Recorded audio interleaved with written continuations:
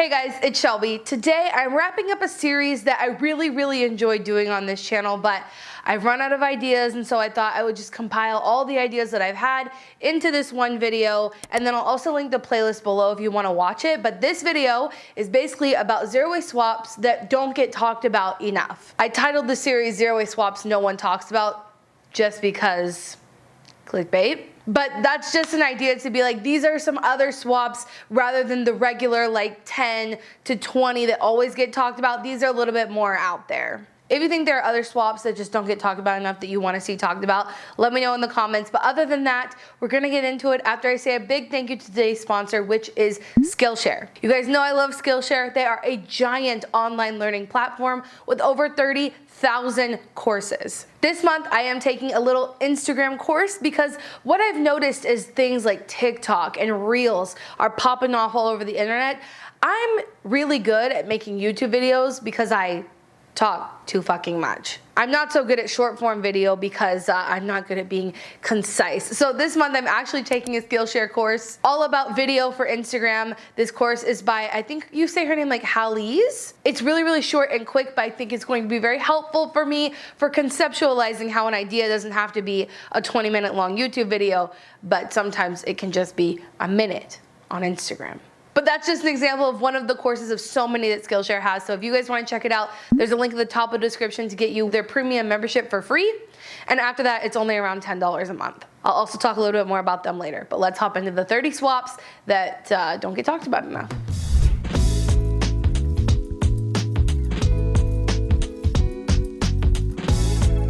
This first one I included because it is one of the things that I think could benefit a lot of people in reducing their food waste, because that's a huge footprint on the environment. But it's often not talked about very often how people can compost in an apartment. And so Pila actually created this thing called Lomi, which is a countertop composter. I'm so interested in this. I did order some so that I can review it for you and do a giveaway when it comes out.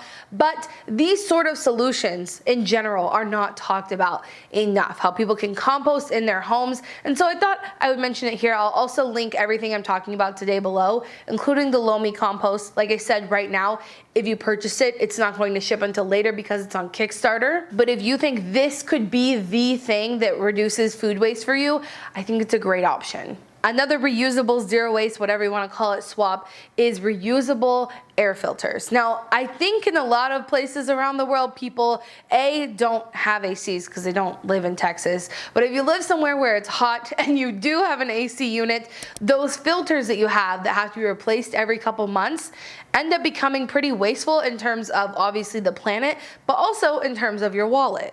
And there are reusable air filters out there. And I think it's something that literally no one talks about. So I didn't know it existed until I was replacing the filter in our home. And I was like, I bet there's a reusable version for this. Surely there's a reusable version for this. And so now that's what we use. There's also a reusable version for that for your car. If you happen to be someone who has a car, I personally have a reusable filter in my Prius. And when I take it to get the oil change, they'll clean it for me. Something else I think a lot of people don't know is that most gum is made of plastic. It has a form of plastic in it, hence why you can chew on it for hours and it never disappears. So when you spit your gum onto the ground in public, that's why it turns into those little like black tar spots, because it literally has plastic in it. It will not break down like other foods will. So there are actually plastic-free gums out there. I'll link some below, like I said, but I think it doesn't get talked about enough because that's a swap that's pretty important, especially if gum is ending up in our environment and then messing with birds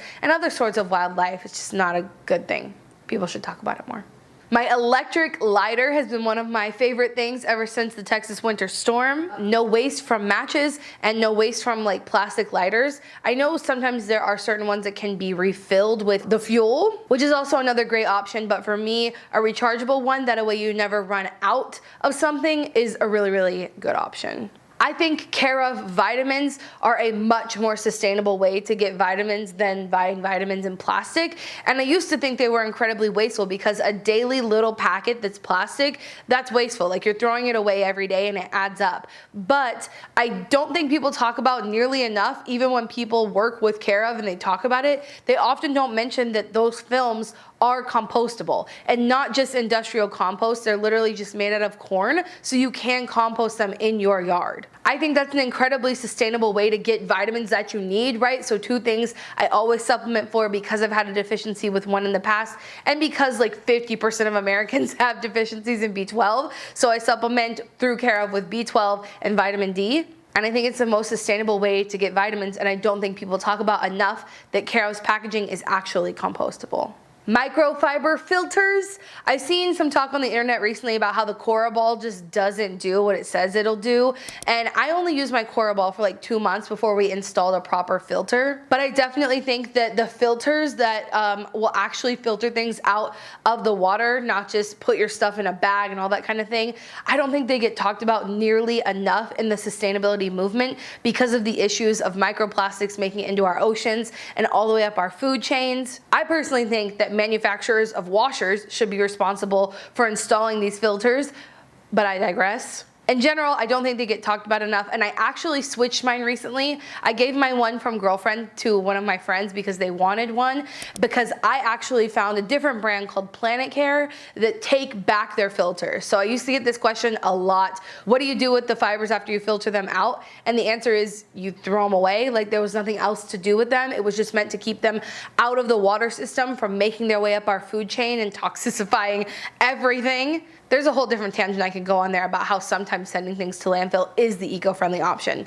We'll get there later. But I found a new brand that actually recycles their filters and recycles the fibers. So it's called Planet Care. I'll leave it linked below. I really, really like it so far. Different options for trash bags do not, I don't think I've ever seen anybody else talk about sustainability and talk about the trash bags they use. I know the goal is zero waste, but I also know that realistically, most of us, I would say all of us, are not living that way. It's just not possible the way our society is set up. And honestly, whatever, there's a whole tangent I would go on there about how zero waste is not the answer to sustainability. I'll make a video on that soon, and I'll just table this here for now. Anyway, nobody really talks about the trash bag options. So there are a few different options. Personally, for me, I use a trash bag from Grove that is made of 100% recycled plastic. I think that's the most sustainable option, but other options would be like a compostable bag. That is not sustainable in the way that that bag is going to compost in the landfill, because compostable materials do not compost in the landfill. The reason that you would do something like that, or like a paper bag or something, would be to not be supporting the petroleum industry. I personally think that recycled plastic needs to become more popular in order to solve our plastic pollution crisis. So that's why I use a recycled plastic version. You can also use a reusable bag, but then you kind of run the risk of your items getting outside into the environment more. Regardless, I don't think they get talked about enough, so I'll have a couple of those options linked below.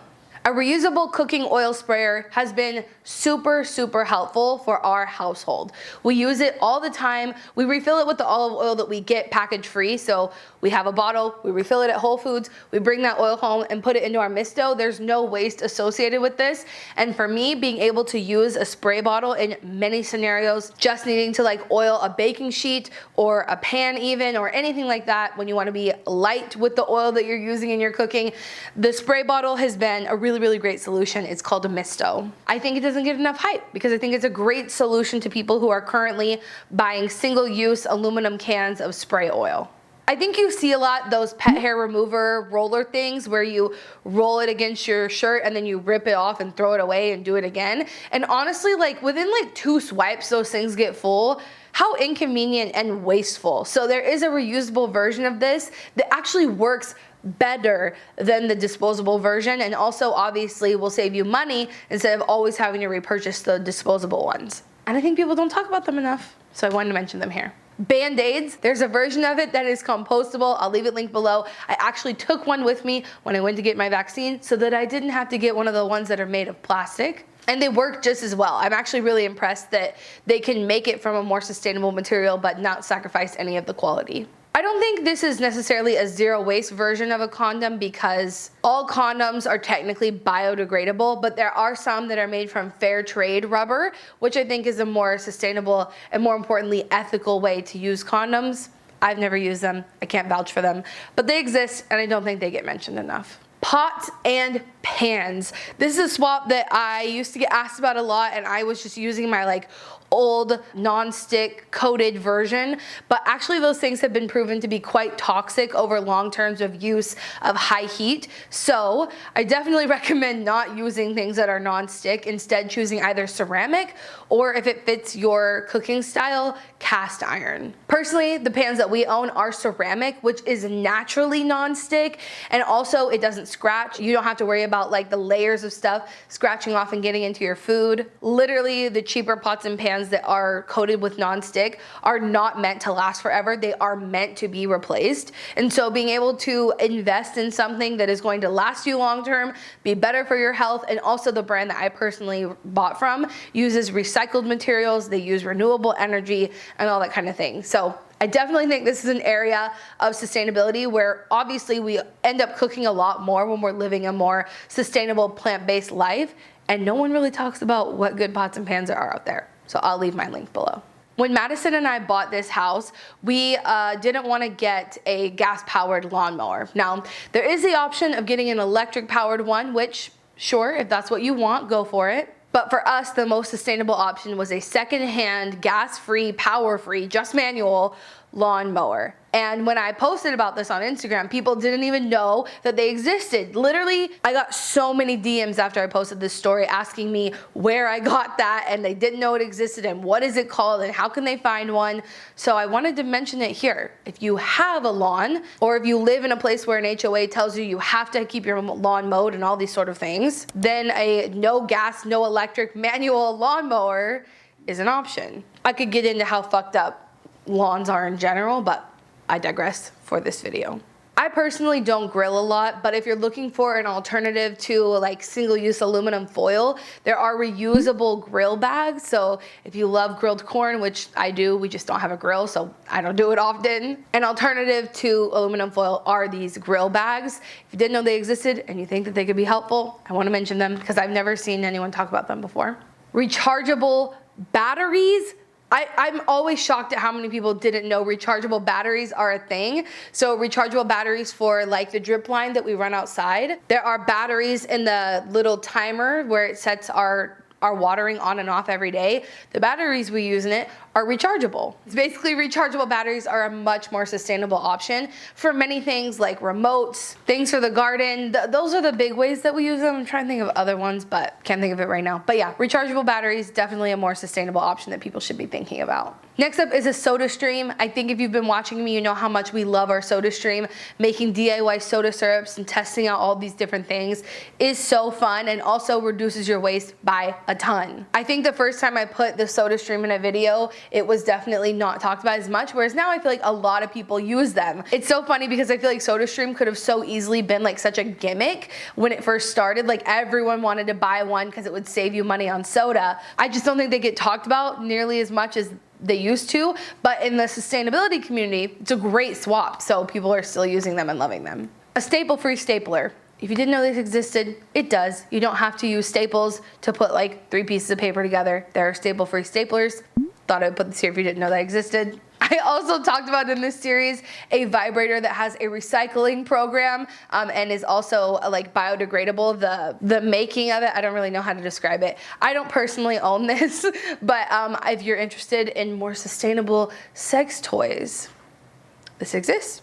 Also, something that I think is really, really cool that I actually only really utilize for my mom, but it's an ice dispenser. So if you're having like a get together with a family, which my family, when we get together, it's kind of a lot of us, and you need ice to keep drinks on or champagne or something like that, you can go buy bags of ice that come in plastic, or if you can find an ice dispenser near you, you can go and get the ice put in your ice chest without any plastic.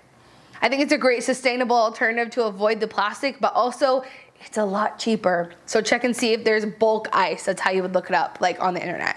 Bulk ice in your area. Reusable ear swabs have definitely become more popular since I started this series. So if you're on the internet a lot, you probably already know about them, but they were originally in this series, so I wanted to mention them. A reusable nail file instead of the like sandpaper type ones that you use and then they're like kind of turn into shit and then you don't use them anymore. There are crystal nail files, which are more sustainable and you don't have to throw them out. And I think there are a couple other materials that are more reusable than like the foam and sandpaper ones. But if you didn't know that existed, because I find that there are two ends of the spectrum. People who have always used the reusable ones growing up and didn't know the disposable ones existed, and then people who have always used the disposable ones and didn't know the reusable ones existed. Let me know which one of those you are. But yes, reusable nail files exist. Also, plastic-free highlighters, they work so well. It's basically just a neon colored pencil, but it's a little bit thicker, so it's easier to highlight with. I really, really like these. I think if I knew these existed when I was a student, I would have been all over them. So if you would find highlighters really helpful, check those out. If you didn't know a reusable K-Cup was a thing for your Keurig, definitely you need to get on that train. Hopefully no one watching these videos is using those single-use plastic K-Cups, because every single day a plastic coffee pod, girl, get you a reusable one. Biodegradable and compostable glitter. If you didn't know that existed, it does. Always remember that glitter is a literal microplastic because of how small it is, which means that most of the filters that we have are not able to filter them out, so they make their way into our water systems and it's not good for the environment. So if you are really someone who just needs glitter in their life, choosing one that's made from a natural material and is compostable is a much safer option.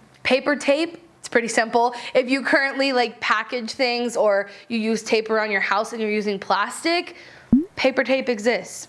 It's a more sustainable alternative. In most cases, it is compostable and even recyclable in some cases, so check it out. One of the questions I get asked a lot is more sustainable eyewear, so glasses that are made from recycled materials, glasses that have recycling take-back programs, those sort of things. I actually have a blog post all about that and I'll leave it linked below. A lot of people don't talk about this, so I think it's helpful. Many people also don't talk about contact recycling. So if you're someone who uses contacts, hopefully you're not using the ones that you have to throw away every day. Personally, I'm really, really lucky. I have perfect vision and I don't have to wear those. But Madison has contacts and she told me hers lasts like a month, which is definitely better than like daily contacts, obviously. But then there's also recycling systems for those contacts. So definitely check those out. And then something that I think needs to be talked about a lot more for materials that are not normally recycled in our curbside are Terracycle boxes. I wish that we were seeing more of these at like businesses where we could bring in things and drop them off. But Terracycle boxes, they have a bunch of different ones for a bunch of different purposes and they're just not talked about enough. So there's like a zero waste Terracycle box for school supplies. Schools should have those available for people to drop off things that they need to be recycled associated with school supplies. And I think this is an area where like you and I could influence a business to make significant changes just in asking them to pay for the Terracycle boxes and to host it at their stores. But I definitely think it's not talked about enough, and so a lot of business owners don't know about it, and maybe a lot of you and me don't know about it. But this is a really, really good thing if you want to make like a small change that can actually have a pretty big impact over time. Convincing a business or two in your area to get a Terracycle box that is associated with their business to actually be able to recycle the unrecyclable materials that they're selling. That was 30 things. I feel like I went through some of them really, really fast, but really the purpose is just to mention them. You can go check out and see if any of them will be helpful to you in the links below. I hope you learned something new, and I want to give another huge thank you to Skillshare for partnering with me on this video, and I want to talk a little bit more about them. Skillshare is an online learning community with thousands of inspiring classes for creative and curious people. You can explore new skills, develop existing interests, and get lost in creativity. And the current course I'm taking by Halise is so relatable for me. So I absolutely love the creators they choose to make these Skillshare courses. If you're uncertain about what's next, creative challenges and productivity classes can be a great way to help you structure your time and set achievable goals. Whether you're looking to fend off boredom, focus on self-care through creativity or join a similarly creative community, Skillshare is the best place to keep you learning. The first 1,000 people to use the link in my description will get a free trial to Skillshare's premium membership. And after that, it's only around $10 a month. You absolutely cannot beat it for a course of over 30,000 incredibly valuable courses. So check them out with the link in my description. And remember, until next time, you cannot do all the good that the world needs, but the world needs all the good that you can do. Bye, guys.